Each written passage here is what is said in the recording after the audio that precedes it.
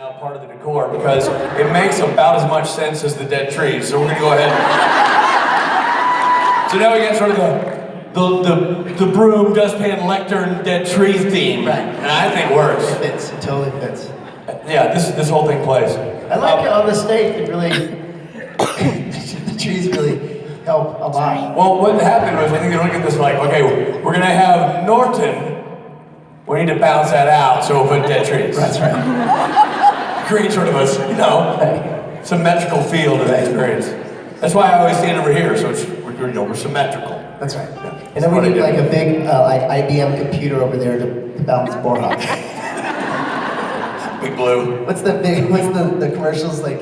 Watson. Yeah. He's my friend.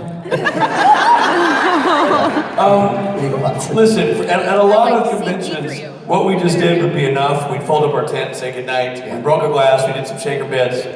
We felt sexually threatened by the guitar player. We're good, we can call it a day. We're done. But no, not here at Supernatural. We're not gonna do that. We're gonna use that as our launch pad, Robbo. Start with a bang. We're gonna start with a bang. We're gonna start with a heavy hitter, an original gangster. We are bringing to the Bible Belt the Prince of Darkness himself. Ladies and gentlemen, he killed me, but I love him. Mark Pellegrino!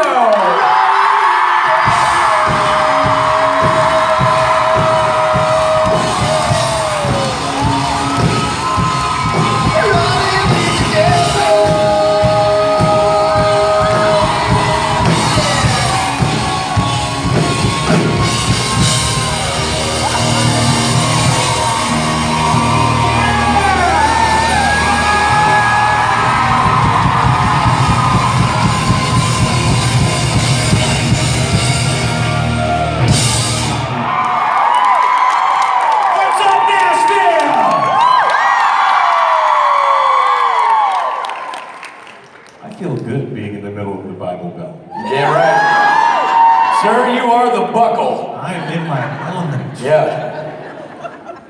I think I'm going to cause a little disruption. I love that. This is what Mark does. Mark comes in somewhere where it's calm and he just shakes shit up. That's what I do. That's what he does.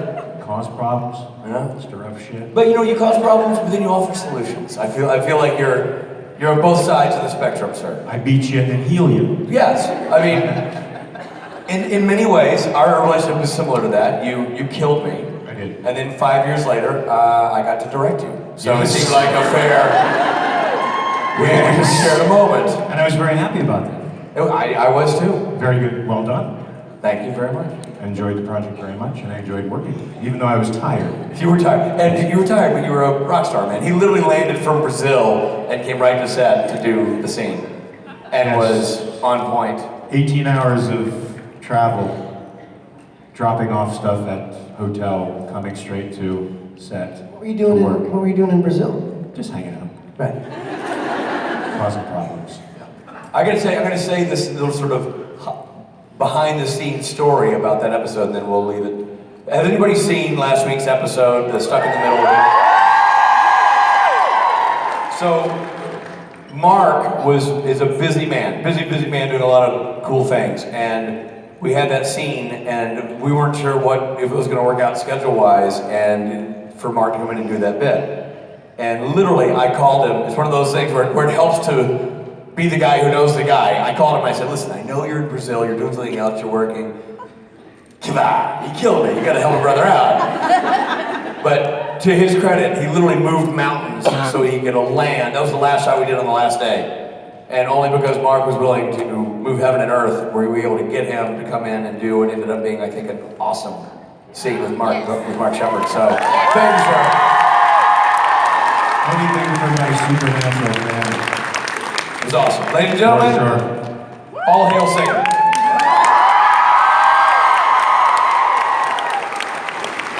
Bye, man. What's up? It's my first time in Nashville. It's a pretty awesome place. I've only had 24 hours to explore though, so I haven't done everything I could, so I think I need to come back again. And just do a little bar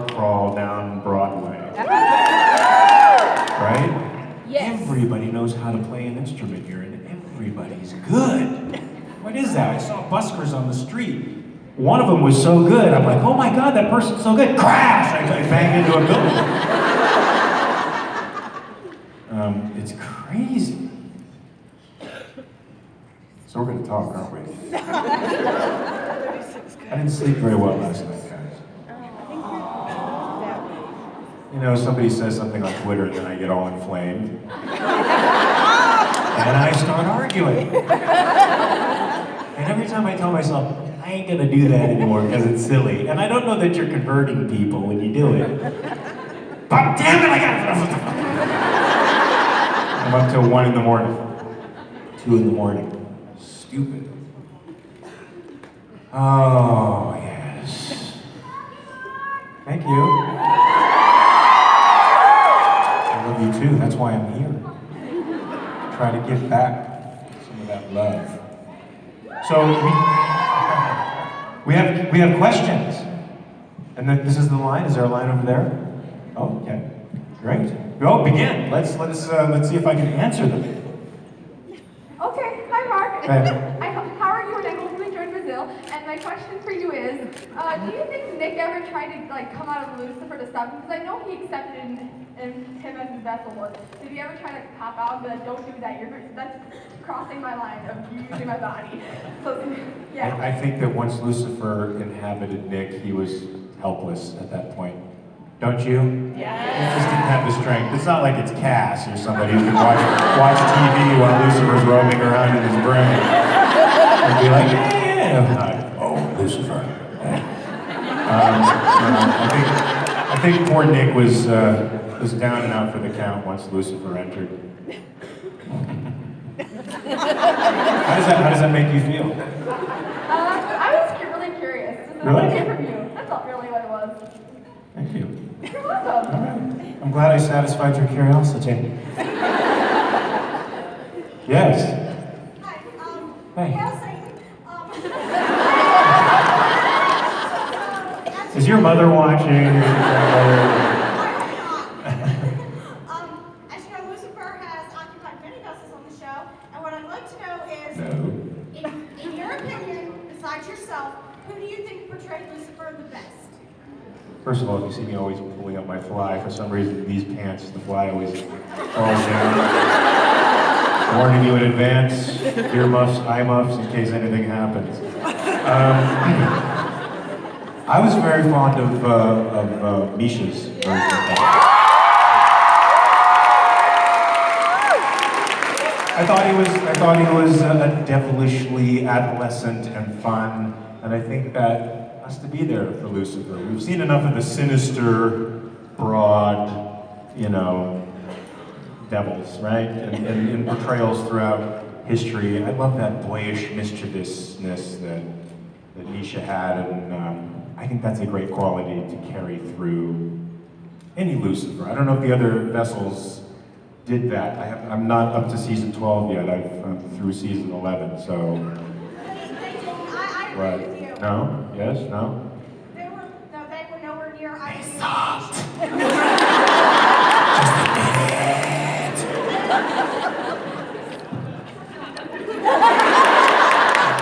I can't help myself.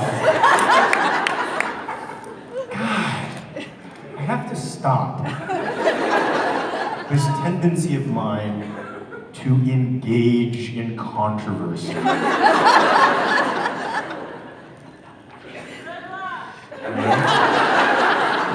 This is the lot of a contrarian like myself. Oh, you're with the resistance? Really? Are you really? And I'm mostly on their side, but I'm like, really? Yes? Hi. So my question is not in Supernatural, but out of all the stories that you've read in your life or shows or movies, what is your favorite villain and why? Oh, favorite villain? That's interesting. I mean, I would have to say, boy, I mean, I think almost any villain in a Victor Hugo story is pretty amazing. It's romantic, you know, so the characters are enormous, almost archetypal, and very passionate about pursuing their ends.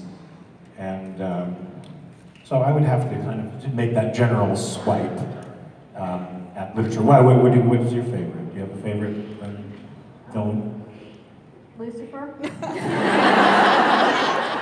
Why? I think his best line is that I will never tell you a lie. Yeah? When you're watching a show and you're like, I'm agreeing with Lucifer, that's an interesting. Now, let me ask you a question. Do you believe that? That Lucifer will never tell you a lie? Yes, kind of. Maybe that's what makes him a good villain, is because of yes, you kind of believe it. Right? Yes. Copy that. Hi. Frodo. Frodo, not Frodo Baggins. Hello. So, The priest. I was there at AwesomeCon back in 15. Hold on, I'm talking. The priest in Hunchback of Notre Dame was quite an interesting evil character. Yes? So I was there at AwesomeCon 15 when that crazy stunt happened. Would you say that's the craziest fan experience you ever When had? what happened? The hey ass butt at AwesomeCon 15. I don't remember. Tell me. Remind me. Was I hammered? Okay. I probably wasn't. I'm just saying. Well, I'm going to tell you right now that was a great catch. Oh, really? What happened? Just tell me. Okay, Remind me. okay, you were on the ground, you let people come forward, there was this person, that was me. Uh-huh. Hey, asked what to do, and you caught it with your left hand, microphone in the right, and you just kind of let me explain what was going on, you let me ask a question, and then you said cool wings, and I walked away, and everyone was high-fiving me and telling me they're hero. Way to go. I have that on tape. We double teamed it, the two of us. I was the Casio with the cool wings. Awesome. So would you say that's probably the craziest fan experience? Because right now I feel really foolish that you don't remember that. I'm sorry. I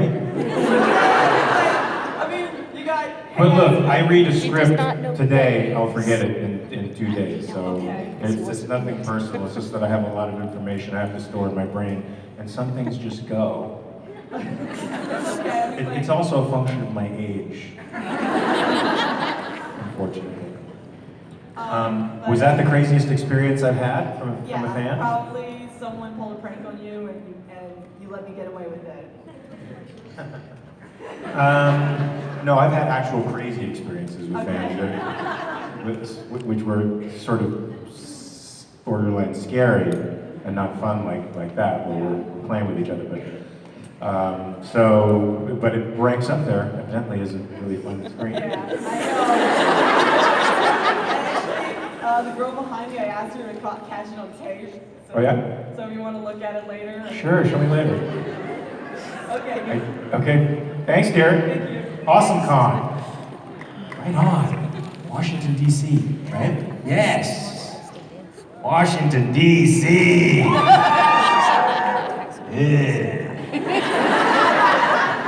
Yes. Hey. Okay, so I'm a big fan of Lost and Supernatural. And I noticed you were filming Lost around the same time you were filming Supernatural for the first time. Exact same So, time. what was it like playing God in one show and then turning around and playing Lucifer in another show? And how did Schizophrenic.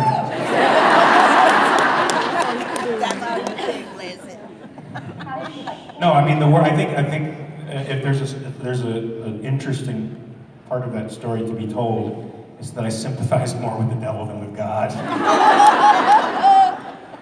I would literally be sitting there across from Titus Welliver, who played the Man in Black, listening to what he was saying, and thinking to myself, that's nothing wrong with that. I sort of like that idea. What the fuck is wrong with Jacob? Why can't he let the guy get off the island, for Christ's sake? Get off the island, explore the world, see things, be happy.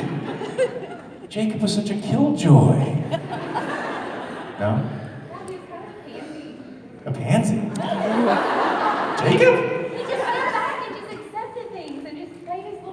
even. I mean, he was sort of a conformist for sure. He played his role. Dancing? He killed his brother. Did you see what he did to Richard? He's not a pansy. He was kind of I just like the a bad darkness better. asshole. I like the darker characters, so I like Lucifer better than Jacob. Yeah, so me I too. just like the darker characters. It's not darker though. It's more initiative, more independence. You know, more passion, and right, non-conformity. Those are some of the values that I think the Lucifer character embraces that Jacob didn't. Jacob was all about self-sacrifice and immolation and doing your duty and duty. I think that word should be kicked out of the English language. Duty, unchosen obligation.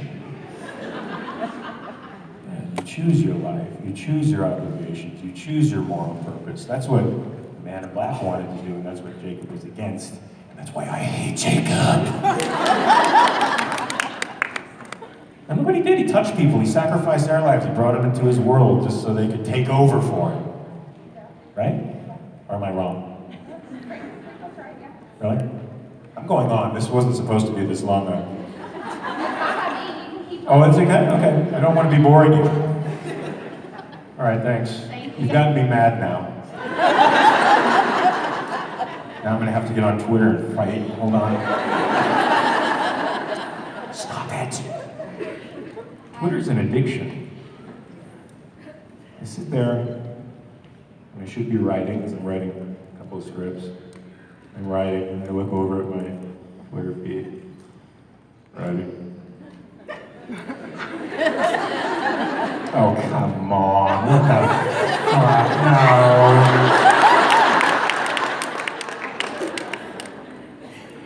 Shit, fuck it. You fucking gotta be kidding me.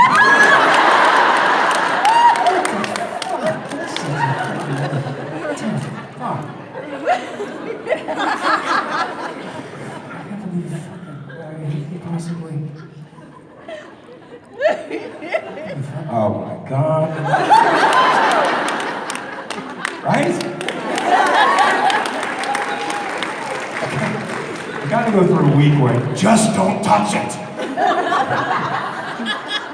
Because you can't say everything in 140 fucking characters. Unless you're Mark Twain. Or Hemingway. What's up? I just want to say, on behalf of the iMessage group, Nashaddies, we appreciate you as an actor and as a person. Thank you. Thank you. We do. I need to hear that from time to time, trust me. Thank you. And my question is, do you feel bad for Lucifer? Yeah. I do.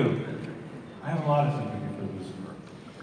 I mean, and I think his behavior it comes from his snarky, fuck you kind of behavior. It comes from being isolated and perversely persecuted forever by everyone. I mean, that sort of twists you and creates a defiance that, you know, is sort of immune to human affection, and I just feel Lucifer needs a real hug, right? I think everyone He does. needs the universe to give him just a little bit of love. I'll give you a hug, okay? Thank you. Yeah, Lucifer's got the short end of the deal. He had bad PR. I mean, think about it. What did he do that was so awful? He challenged authority. He said, no. And why? Why should I do that? And for that, he's been forever condemned. Is that cool? Do you know what I mean? should we emulate that? Should we emulate obedience to authority as an ideal? Unchosen obligations as an ideal? Or should we go,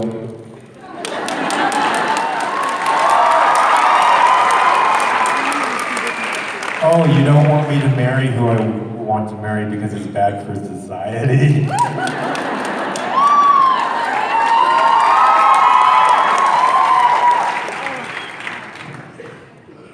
Society. The new god. Yes? Hi, Mark. I had a question for your role overall. Like, are you content with being typecasted as like a bad guy and everything, most of what you play in, or do you like generally like being the bad guy just because it's fun?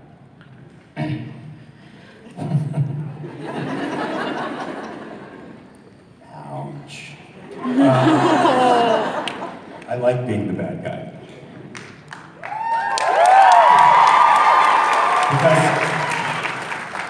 I think we're a little bit more sophisticated nowadays, and bad guys aren't all they appear to be. And I think we write more complicated characters, and it allows us, and I'm not saying sympathizing with bad things or bad values is good, but it certainly allows us the opportunity to explore a different perspective in a much more thorough way, right? And so bad guys nowadays have qualities that are sort of interesting and good, right? More complicated characters. And I think exploring the nature of Lucifer and supernatural, sort of the way they do, is sort of interesting, because I don't think, given our Judeo-Christian culture, that we often get a chance to look at the other side. Unless you like reading Mark Twain, A Pen Warmed Up in Hell, and seeing perhaps that there is another side to the historical narrative. So I like it. Bad guys drive the story. The bad guys bring out the hero in the heroes. Without the bad guy, there is no Sam and Dean. Sam would be off in Stanford, being a lawyer, and Dean would be getting drunk in a honky-tonk bar, playing for tips and banging the waitress. What makes them heroes? The monsters. It gives them the purpose, the value that they wouldn't ordinarily achieve without. So I love being the challenge to the good guy. Yeah. By the way, you're magnificent in everything you play. Huh? What? You're a magnificent actor in everything you play in. I just wanted to hear that twice.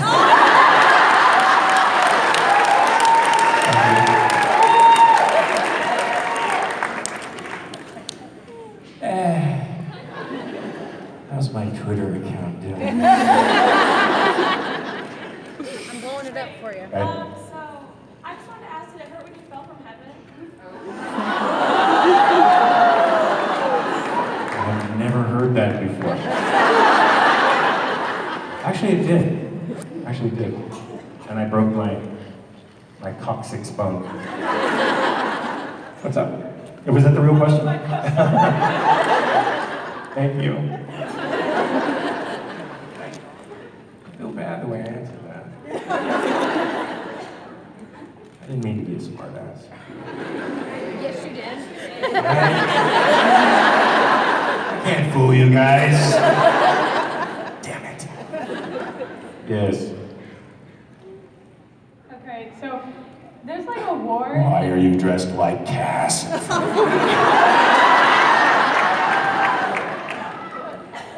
Okay, so there's a bit of a feud between whether Cass is spelled with one S or two.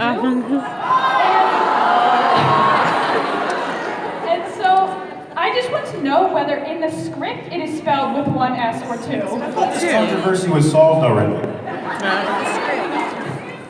Didn't Misha actually tweet a picture of the script? Yes. And it had? But then he tweeted that it had. I refuse to accept It's that. wrong. That is exactly the way I think. I just think it's funny. It's 2 S's, man. Come on. Cass. C-ass.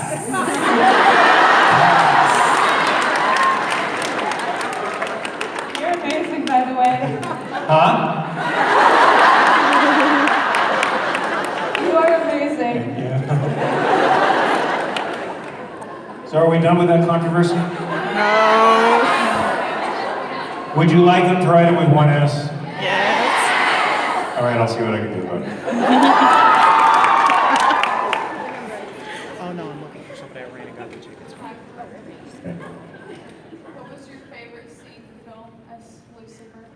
My favorite scene to film as Lucifer was the scene where I'm burying a village of women and children and killing all the possessed men in the village, getting shot by me.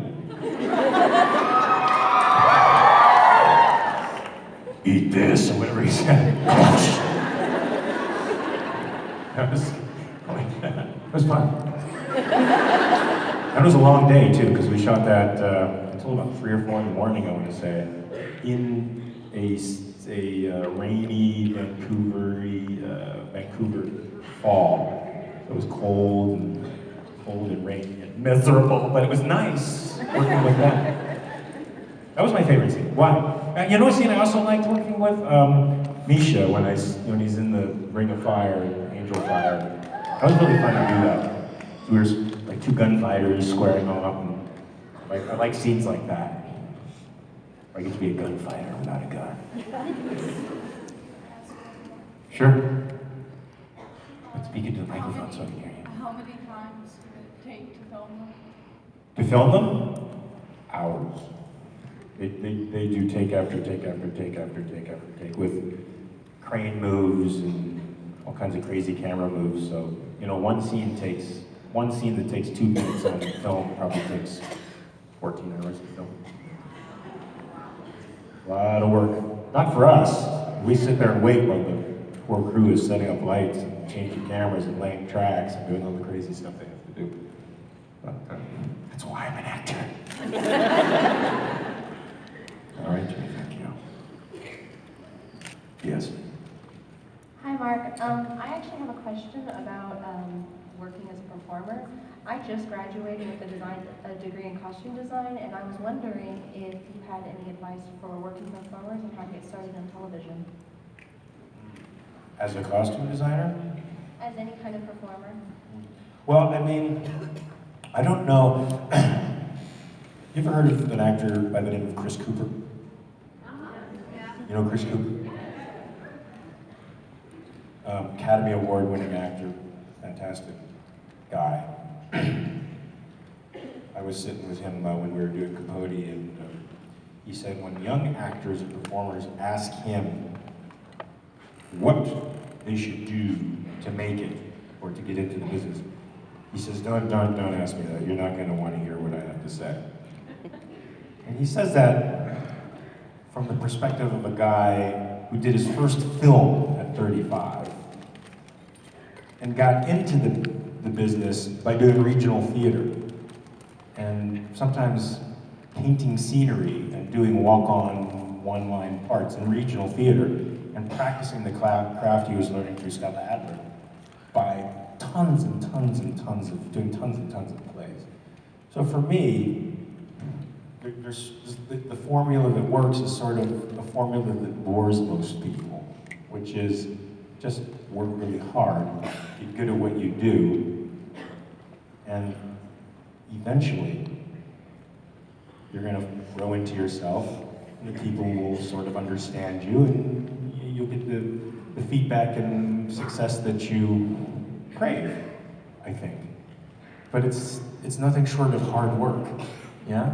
I mean, for me, I was sort of silly in the first decade or so of my work. I just focused on craft. I didn't give a shit about the business. I disdained Hollywood, as a matter of fact. I sort of rejected it. So I didn't build the kinds of social bridges that I started to build many, many years later. Because I just didn't think I wanted to do that kind of thing. But it's necessary. So meet people, work hard, and befriend people who are good at their craft and become likewise good, and I think you'll do well. That's an unromantic answer? No, it's actually exactly what I was looking for. Thank you. Sure.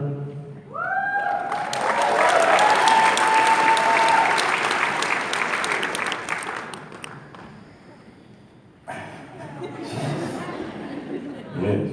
I was wondering, at the beginning of season 5, there was so much anticipation for the character of Lucifer, how they were going to do that and everything else. When you came on, Lucifer's supposed to be the biggest, baddest, most evil, no sympathy, no. You portrayed that so masterfully, just impressed me, where I really felt bad for him.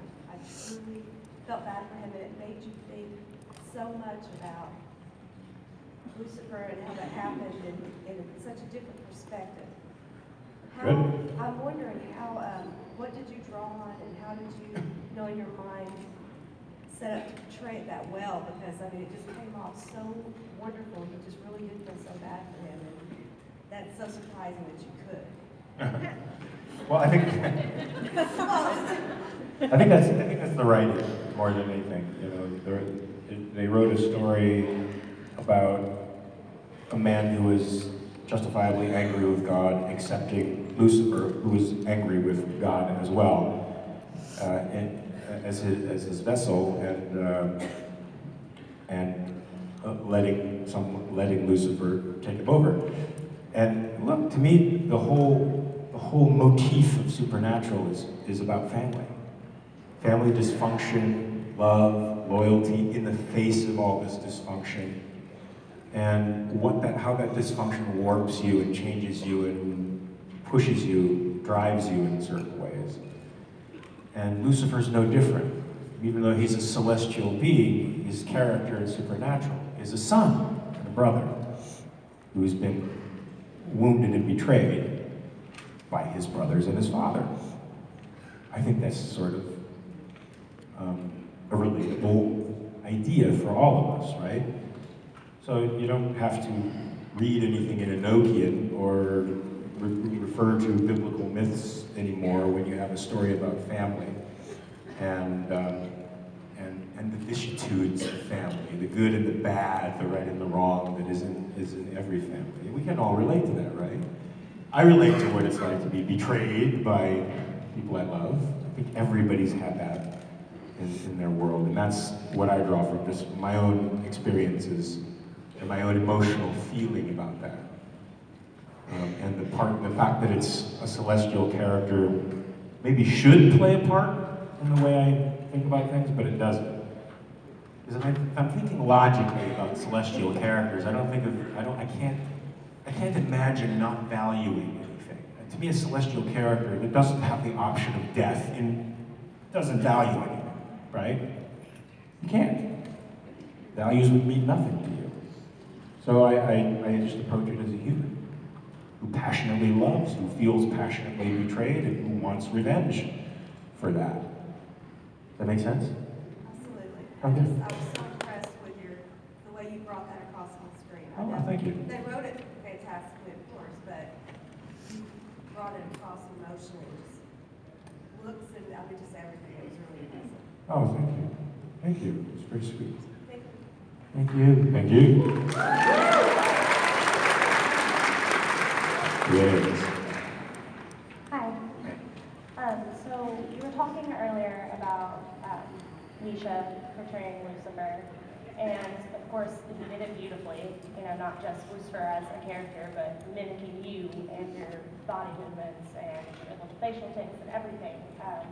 I was just wondering if you had any involvement in preparing him for that, or if so, what your process was kind of like in getting him ready. I nodded and somebody laughed at me. Yeah, my wife was, she was shadowing the director, Tom Wright, at the time that Lucifer came out of the cage. And so, and I had, of course, been working on it. So Misha did come over to our house and we talked pretty extensively about how Lucifer would approach people and sort of deal with various situations. And I gave him a sort of general thumbnail sketch of how Lucifer sort of sees the world, which he really incorporated to his characterization. And during the coming out, when he snaps Rowena's neck, my wife was off camera, and they were texting back and forth about whether or not that was an appropriate markism or not. And I really am sort of humbled by the fact that he even sort of asked me into that universe, because he could have done anything, and I think it was a rather gracious gesture on his part to include me in his characterization. I'm really sort of grateful to him for that. He's so smart.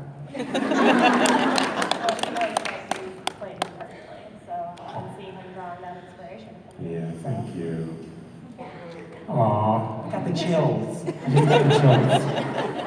Little goosebumps. Thanks. Yeah. Hi. When Misha did cast for, by any chance, did he come by and visit you to learn how Lucifer's work and how he acts?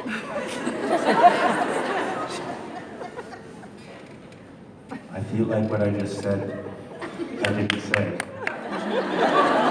Yes, he did. Sorry. That's a very good question, though. Thank you. Yes, he did. He did come by and ask me, and we worked together on it for a little while. Can I ask one more question? Yes, you can. How was it like working on the Dexter set as Paul? Poor Paul. I feel bad for Paul. He's such an asshole. You know, there's just some people who can't break out of that asshole thing, and poor Paul couldn't break out of the asshole thing. I liked working on that set. At first, it was a little tough because Michael C. Hall and I had a very difficult on-camera relationship, which sort of bled into the off-camera relationship because we never really talked to each other. So my threats and posturing and, dissing him and his, more subtle disses on me sort of made us sit far apart from each other, between scenes and never really talked to each other until about 2 weeks into the shoot when we accidentally and startlingly found ourselves at the craft service table at the exact same time.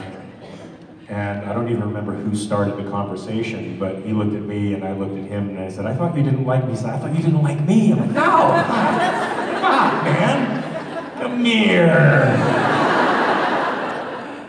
And it was nice from that. It was pretty cool, yeah, I liked working on that set. I did think when I read the pilot, they wanted me to go for a part in the pilot, not Dexter. And I said I'd go in for Dexter, I'm not going to go in for the part that they wanted me to go for. But I turned to my wife, Tracy, who's almost always by my side and not here today. She's writing in our hotel. And I said, if this show becomes successful, it means the world is ending. And I was right.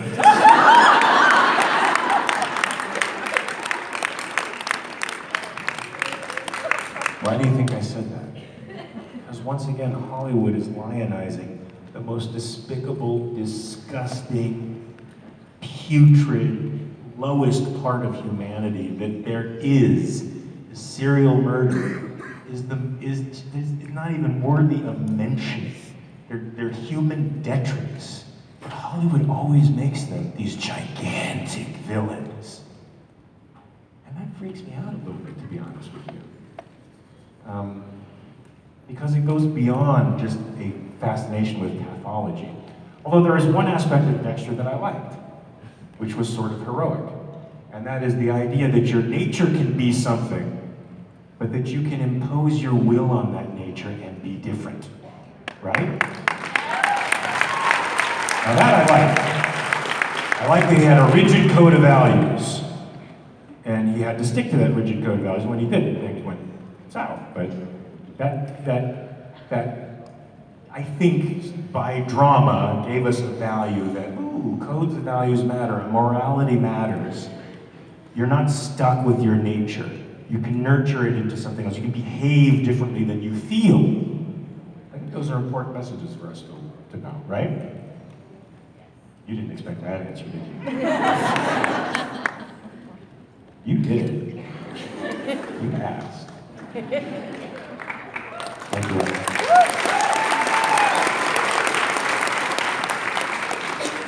Deep thoughts of Lucifer. My next deep thought, what's going on with Twitter? What's up? Hi. First of all, you are the reason I came to this convention. For the entire, I drove 4 hours from North Carolina because you said on Twitter that you would definitely be worth the 4-hour drive.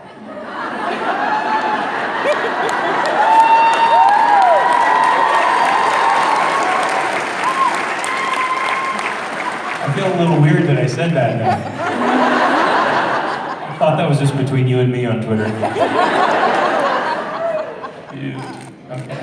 Okay, so my question is, you have been on so many shows, so many awesome shows, Burn Notice, The Closer, Dexter, and I was wondering, between Dexter and The Closer, which did you have a better time filming with? Oh my God. Closer is one of my favorite shows we've done. Right on, man. Not only because I got to do a character that I don't ever get to do, which was a cross between Carson Kressley, one of my favorite people on TV, and Tim Gunn, also one of my favorite people on TV. And that was Gavin Q. Baker III. So if you haven't seen that, watch the 8 or so episodes that I do and see if you can find the Carson Kressley and the Tim Gunn in my characterization, because that was sort of my idea. And I loved that. I loved not only having the best wardrobe I've ever had in my life. They put a watch on me. I don't even remember the name of the watch. Paper thin watch. I said, oh God, this is great. How much does it cost? $450,000. What the fuck?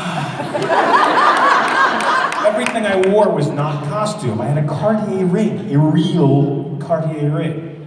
It was madness. My suits were $5,000. I loved it. It was so cozy. Good clothes feel good. And I liked being unapologetically flamboyant and the smartest guy in the room and the only guy to bitch slap Kira Sedgwick. Gavin Q. Baker brooks no fools, and he just takes over every room he was in, and I loved that. And I kicked Booger's ass too, didn't I? Yeah, Curtis Armstrong played the opposing attorney, and he got a whooping every time we were in a room together. I just...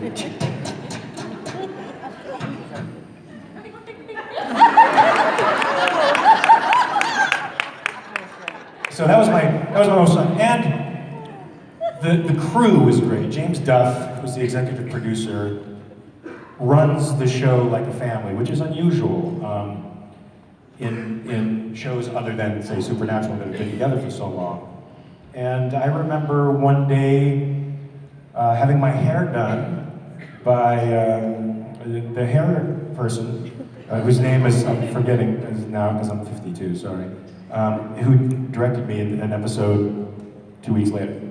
And you never see that kind of, Hollywood is very stratified. There's very class conscious, and you don't often see people crossing those sort of unofficial barriers between, crew and blah. You see them in shows where people are comfortable with each other, but you never see crossover like that of jobs. At least I haven't. And I thought that was really kind of great. That you're not seen as just the hair person or just makeup, but somebody with talents and depth that need a chance to be nurtured, right? I think that's pretty fantastic. So praise to James Duff, he runs a good show. Is that it? That's it. Thank Okay, you. cool, thanks. Yes. I believe I've heard that you do boxing, right? Huh? Boxing. I did, yes. How does it help your fight scenes? Well, it doesn't really, because you can't really punch the way you punch as a boxer when you're punching for film. I mean, I guess, yeah, I've been punched so often in the face I'm really, my balance is off. I have a lot of things, physical issues because of boxing that sort of become physical obstacles. But I mean, it helps. I still have the agility and stuff from doing it for so long. But you know, you have to punch in ways that you'd never ever do in the ring. You have to telegraph, and swing wide, and you know, John Wayne stuff, and hit it down the pike, which you'd never do in boxing. That's all very bad boxing, right? You box? Don't. Too much Marcus of Queensberry. Oh, I have to get up out of bed now and like, oh yeah, I'm on Earth. Yes. Hello. Hey. So with the recent season having 2 actors play Lucifer, how do you feel about Rick Springfield and David Chazon's performance on Lucifer? I haven't seen it yet. And I'm not going to. I haven't caught up to season 12 yet. I just finished season 11 about a month and a half, 2 months ago. And I've decided to see it all in one fell swoop. But it's not really happening since wait, how far are you guys?